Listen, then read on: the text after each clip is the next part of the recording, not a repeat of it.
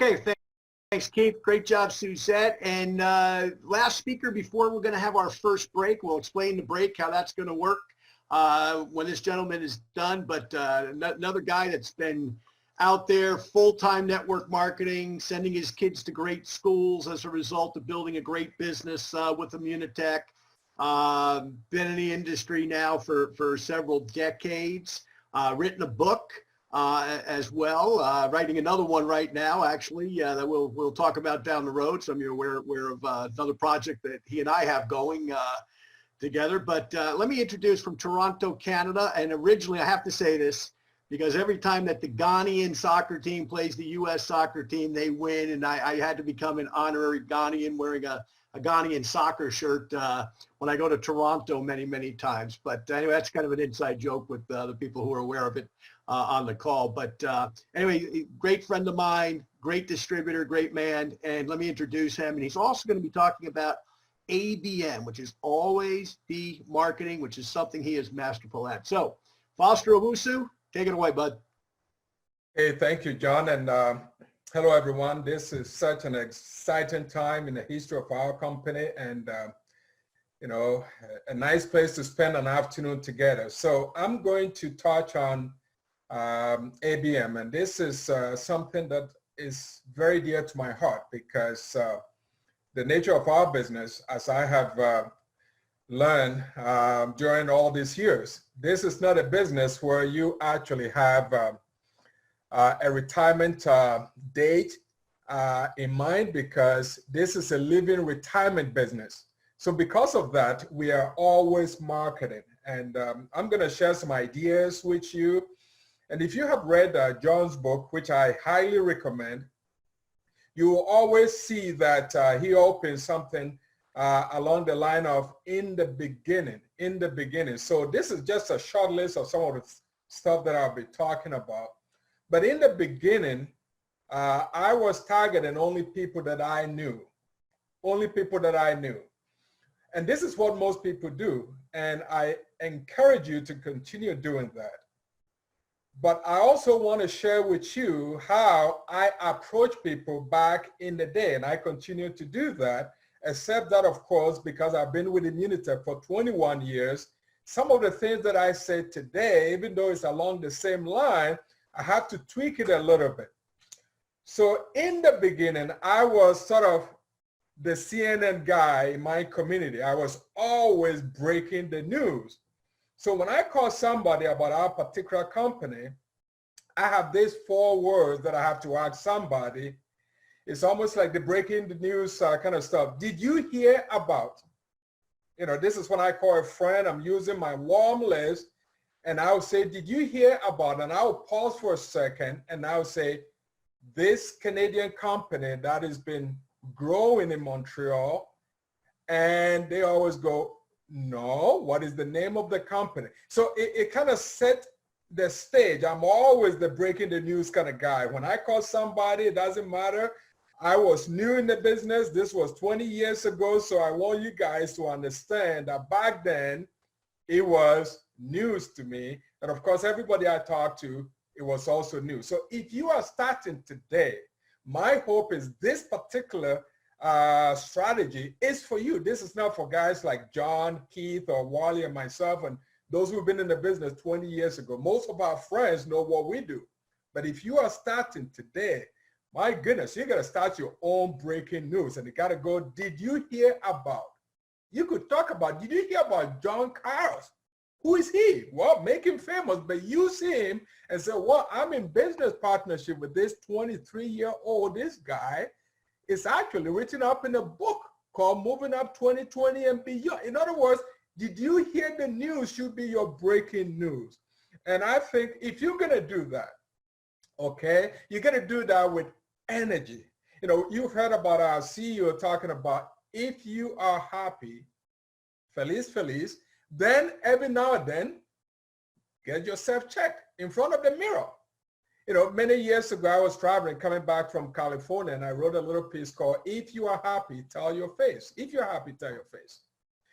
Now, if you are doing this, remember, in the present, the key thing, though, is you are always building this business. And sometimes people wonder, where do I find people? So again, you start with your warm market. The next thing is where. To me, there are people everywhere.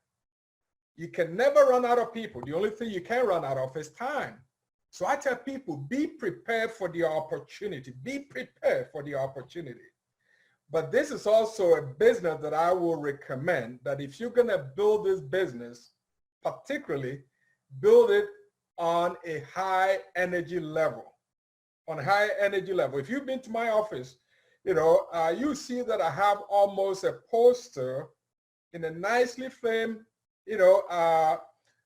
poster with every favorite product that I have in Immunitech, which happens to be all of them. Every favorite product that I have. Behind me, you can see that there's a picture of the old Magistral hanging. Well, Keith Hooper is on the line today, so I won't talk about his second favorite product, which is Extra Sharp. But why am I talking about your favorite product? If you are going to talk about Extra Sharp, which is our energy tonic, you cannot be telling somebody about this amazing product and yet you're falling asleep. That's not how it works. But there's something I want you to know. There's a difference between being overbearing versus being charming. Many years ago, we were at a hotel, at the Sheraton Hotel in downtown Toronto. And John and I, we were sitting right next to each other. We do that a lot. But there was a guy sitting next to John. And this is somebody who cannot sit still. Sometimes he has a way of scaring people versus, so anyway, I wrote a piece of notes and I asked John to pass it on to this guy. And I simply said, don't be alarming, but be charming.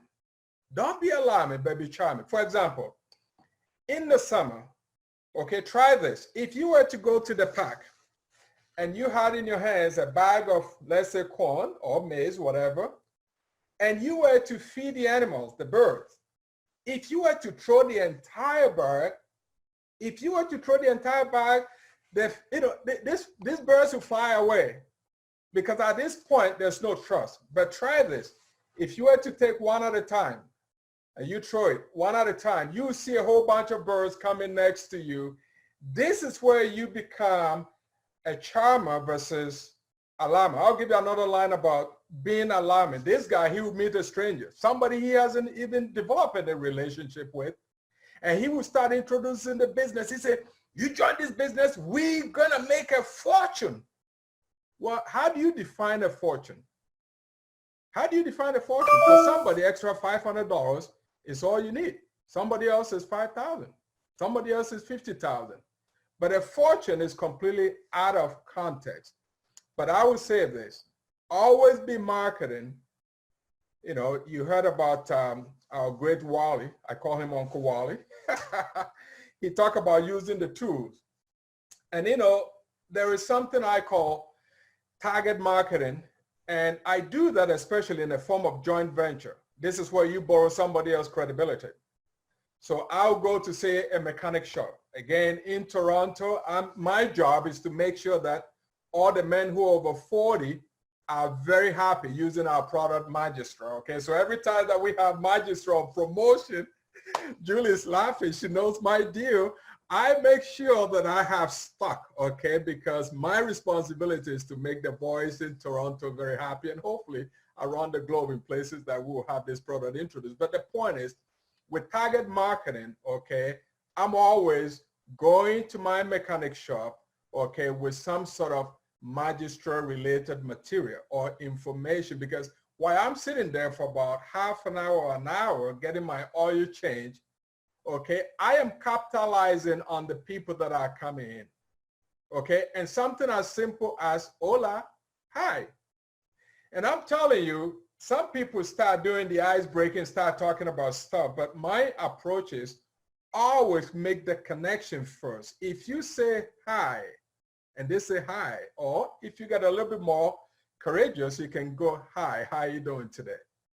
This will set the stage for you to get yourself introduced at some point. building relationship is very key. And sometimes we rush, and then before you know, it's too late. Two more things. I've also done certain things in the past, and John knows this. That's why he assigned me to this. Sometimes I use simple postcards, and I have used a lot of them over the past, so you can't see them. But, I'll print about 1,000 postcards, and it simply says, "Are you tired of 9 to 5?" Very provoking, but also very direct. I am one of those people that I'm very direct.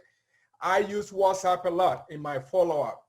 And sometimes I'll be direct as, "Hey, Julie, I noticed that you saw my message. I have not heard from you. Maybe the timing is not right, but I need to know either way." The point is, you want to find out if Julie is going to get back to you or not. But if you use something like WhatsApp, most people understand that you can easily check when somebody has actually read your message. So I am directing my follow-up, say, "Hey, Julie, I noticed that you saw my message, but I haven't heard from you." Either way, I need to know whether the timing is right. The timing may not be right, but this is the final thing on that. Always ask a person, would it be okay if I follow up in about 30 to 90 days to share my progress with you? The reason why you must go this approach is, what if 30 to 90 days from now, you've gone from zero to now earning $500 a month? What if you were earning $500 a month and now you are earning $1,500 a month? You can actually invite this person for a cup of coffee. You can even invite them for lunch. You can even invite them for dinner and actually pay for their lunch. Now you have their ears. You can actually talk about business furthermore. So John, back to you. This is my contribution for the day.